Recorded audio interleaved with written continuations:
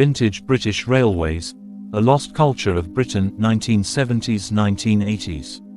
Hello guys. In today's fast-moving world, where tickets are booked in seconds, and journeys are spent staring at screens, we rarely stop to ask, what did travel feel like before technology took over?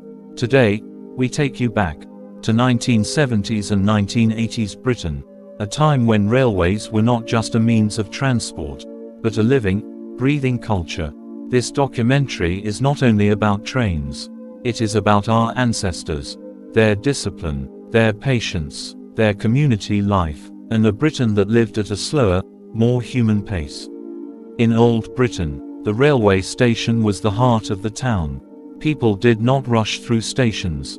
They belonged to them. Stations were places where neighbors met, friendships formed, and stories were shared. The arrival of a train was an event, especially in small towns and villages. Children stood at platforms with excitement. Elderly passengers arrived early, and everyone respected time. Before mobile phones, before headphones, before silence filled public spaces, railway journeys were social experiences. Passengers talked, strangers shared newspapers, families exchanged food, stories traveled from carriage to carriage. Long journeys meant conversations, laughter, and sometimes lifelong friendships. Travel connected people, not just places. In the 1970s and 80s, time mattered. Clocks ruled the station. Trains were expected, not chased. Punctuality was a shared responsibility. There were no loud announcements every minute. People simply knew the timetable. Respect for time was respect for others. Being a railway worker in Old Britain was not just a job. It was a source of pride. Station masters were respected figures. Signalmen were trusted guardians. Drivers were admired professionals. Children proudly said, "My father works on the railway." Uniforms symbolized discipline, responsibility, and honor. Vintage British railways had a character. The sound of steam, the whistle in the distance, the smell of coal and oil, the echo of footsteps on platforms. Every station had its own soul.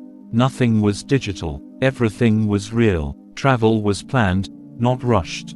People packed food carefully. Goodbyes were meaningful. Platforms witnessed tears, smiles, and reunions. Sending someone off by train was an emotional moment. Stations were places of memory. Today, trains are faster. Technology is advanced. Comfort has improved. But something is missing. The warmth, the patience, the human connection. Old railways taught people how to wait, how to respect space, and how to value shared journeys. This documentary is for the younger generation. To understand that progress should never erase culture, that speed should not destroy connection. Vintage British railways remind us, a journey is not just about reaching a destination, but about how we travel together. Vintage British railways were more than tracks and trains. They were discipline, dignity, community, and shared humanity. They carry the silent wisdom of our ancestors.